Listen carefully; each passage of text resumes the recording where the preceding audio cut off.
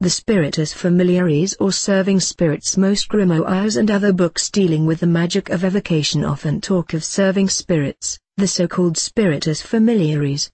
According to these books, serving spirits are put at the magician's personal disposal by high beings, especially by the principles of demons, with the idea that the magician need not bother personally with the principles of demons, that is their masters, on each occasion and for every trivial matter.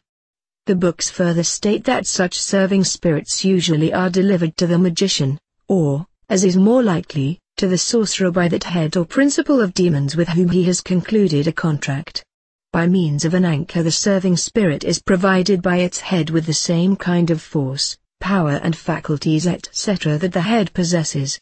The magician does not care by whom the effect he wants is caused, whether it is by the head himself or by any of the spirits serving him. One thing, however, is important: the karmic responsibility always lies with the magician, or with the sorcerer. As already mentioned in the chapter dealing with the various kinds of contracts, the magician must, after the contract has expired in the physical world, follow the principle of demons into his sphere and the payback in full measure for the work done by it. This repayment, of course, is not a material repayment, but a spiritual one. From the Hermetic point of view, the serving spirit must not be taken for the so-called family spirits of the primitive peoples of antiquity.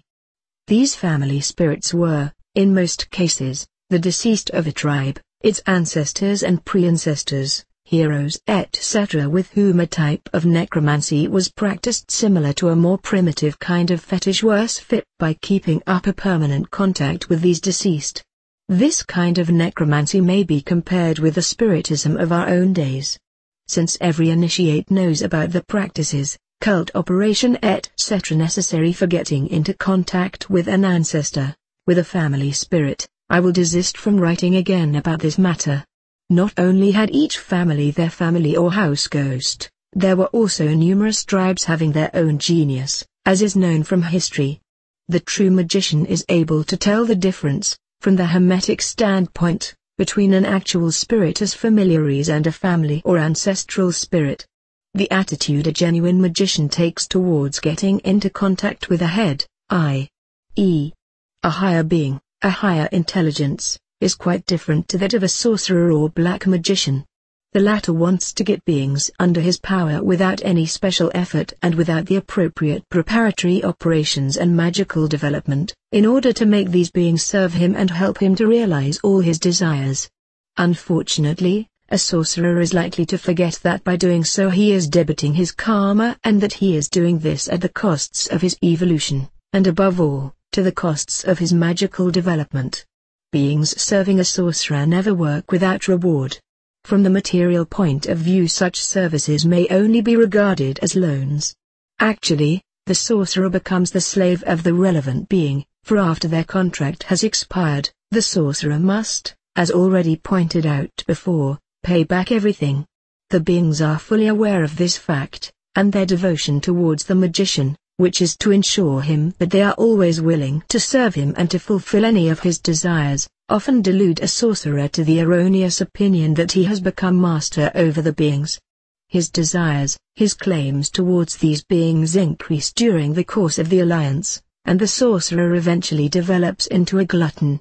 Only shortly before the expiration date of the contract, the sorcerer realizes what he has done and what karmic responsibilities he has taken upon his shoulders.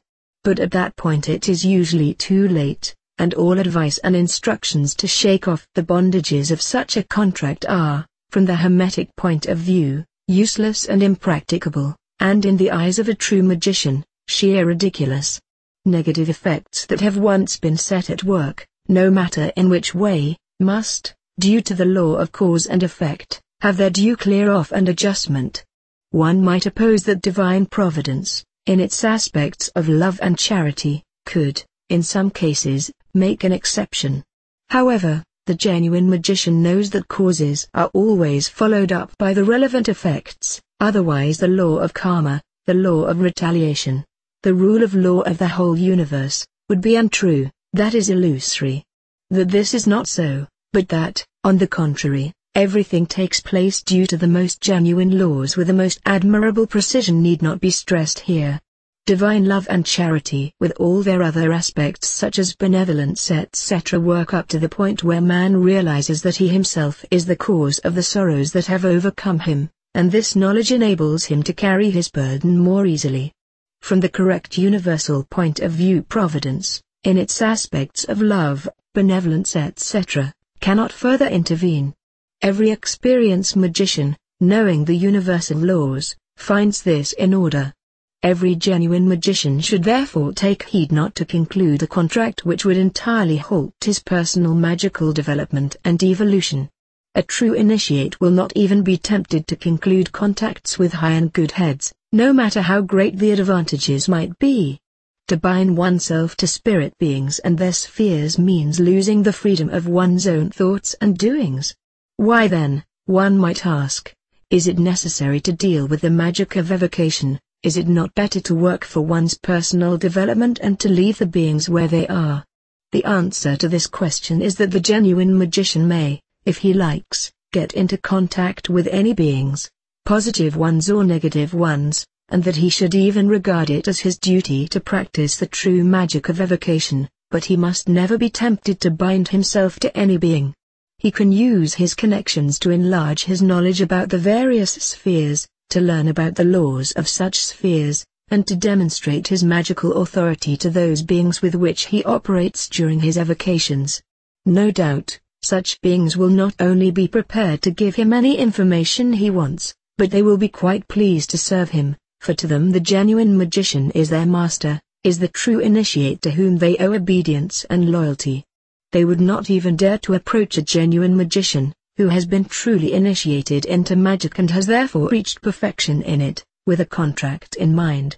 The magician may, if he thinks it necessary, employ serving spirits from one sphere or the other, but he knows quite well that he does not owe them anything, for anything that a being might be doing for him he can do out of his own powers as the result of his systematic magical development.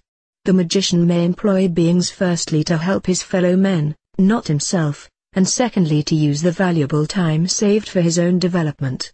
This is the right attitude to take, and it cannot be compared with the attitude of a sorcerer, as one can easily see.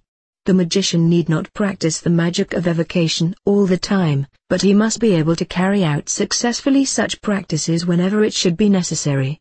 Exact knowledge of the true magic of evocation will increase his wisdom, will increase his power over beings of the universe, and, in this manner, strengthen his magic authority. A true magician must therefore be perfect in every respect. During his magical evocations he will pay attention to the exact hierarchy of the beings and will, 1.